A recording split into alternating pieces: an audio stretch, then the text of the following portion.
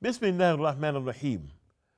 الحمد لله رب العالمين، والصلاة والسلام على نبينا محمد وعلى آله وأصحابه أجمعين. Dear viewers, Assalamu alaikum rahmatullahi wa barakatuh, and welcome to another episode of The Virtues of Islam, where we discuss the beliefs, practices, and concepts that come from the religion of Islam. We have been talking about Islamic values, and in this case, value is synonymous with akhlaq, with character, with morals, with manners.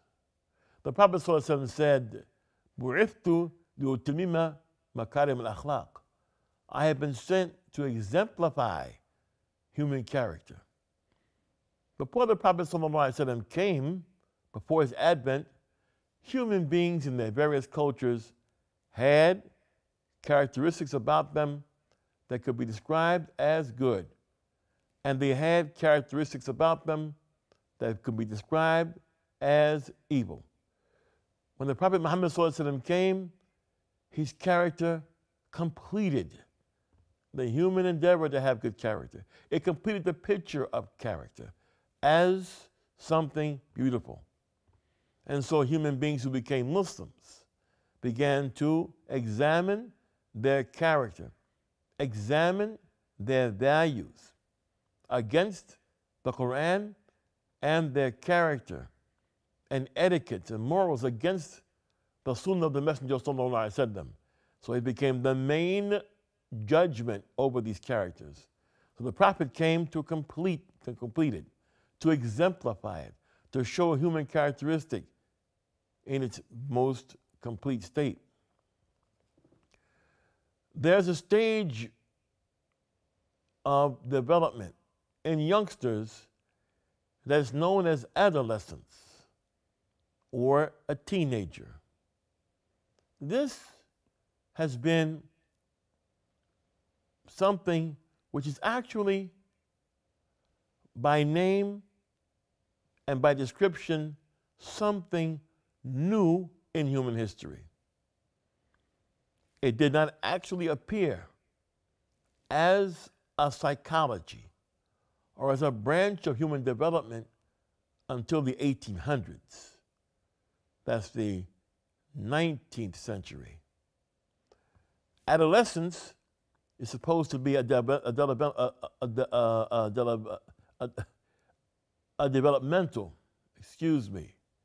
transition between childhood and adulthood. It's the period from puberty until full adulthood has been attained. Some call it an extended childhood.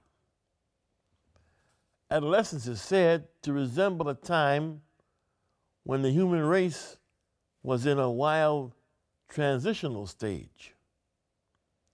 Another statement is, to sum up, the individual relives the development of the human race from early animal stages of being primitive through a period of savagery to a more recent civilized way of life that characterized maturity. Islam says something different about becoming a young adult. Allah says, Allahu alladhi khalaqakum min di'fin thumma ja'ala min ba'di di'fin quwwatin thumma ja'ala min ba'di quwwatin di'fin wa shayba yakhluqu ma yasha' wa huwa alimul qadir. Translated to be, Allah is the one who created you in a state of weakness, a child, then gave you strength after weakness, a young adult, and after strength gave you weakness and gray hair, an elderly person. 3 stages of human development. He creates what he wills, and it is he who is the all-knowing, all-powerful, meaning he's able to do all things. In Tafsir al-Sa'adi, these verses are explained in the following way. يخبر تعالى عن سعة علمه وعظيم أقداره. Allah subhanahu wa ta'ala is explaining the wideness of His knowledge and the greatness of His power. وكمال حكمته, and the completeness of His wisdom. ابتدى خلق آدميين من ضعف. And He says to us that He started the creation, all of the Adamiyin, meaning all the children of Adam, He created them in weakness. هو أطوار الأول من خلقه من نطفة إلى علقة إلى مضغة إلى أن صار حيوانا بأرحام إلى أن ولد. And these are all the stages. The stage of weakness is a nutfa. It is the drops of mixed sperm that become a clot, that become a living creature inside of the womb until a person is born. وهو سن الطفولية. These are the ages of the child. So all of these stages inside the womb, from the conception of the child until the child is born and is then a child, this is the first stage of weakness. هو إذاك في غاية الضعف. And this being is very, very weak, at the height of weakness. وعدم القوة والقدرة. And he's at the height of not having any strength and not having any ability. ثم ما زال الله يزيد في قوته شيئا فشيئا. And then Allah subhanahu wa ta'ala increases His strength bit by bit. حتى بلغ سن الشباب, until He reaches the age of a young adult, a shab. And this, in most cases, is the age of 15. At 15, we may call a person a young adult. وَاسْتَوِيَتْ قُوَّتُهُ, and he balances his strength. وَكَمَلَتْ قُوَّةٌ ظَاهِرَةٌ وَبَاطِنَةٌ, and he completes his strength outwardly and inwardly. ثُمَّ انتقل من هذا الطور, and then he begins to leave. At the height of being an adult, he starts to leave to another development.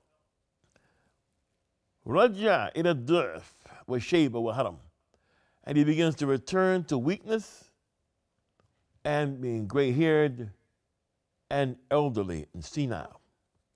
بحسب حكمته, according to the wisdom of Allah subhanahu wa ta'ala.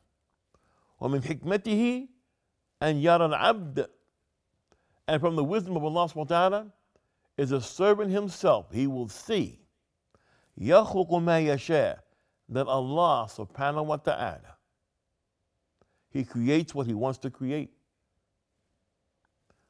ضعفه وأن قوته محفوظ بين ضعفين. That Allah subhanahu wa ta'ala was the one who created His first weakness, and that his actual strength was sandwiched between two weaknesses. That's the weakness of the child and the weakness of the elderly person. وأنه ليس له من نسبه إلا النقص, and then he, the servant, will see that for all that he is not complete.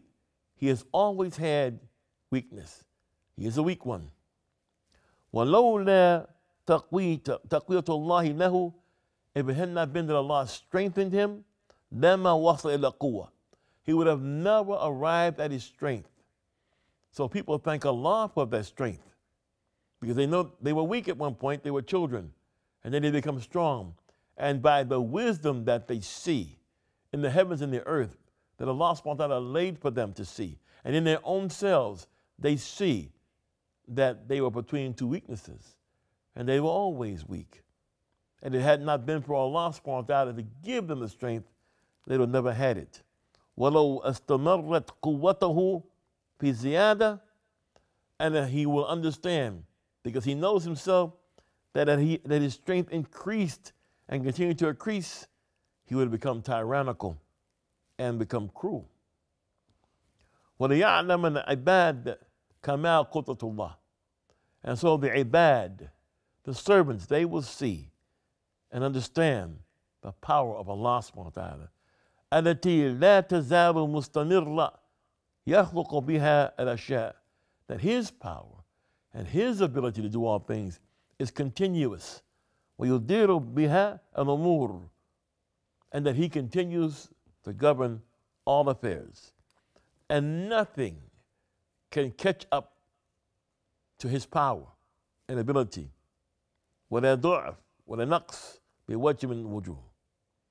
And nothing will make Him weak, and nothing will give Him any shortcomings in any particular way.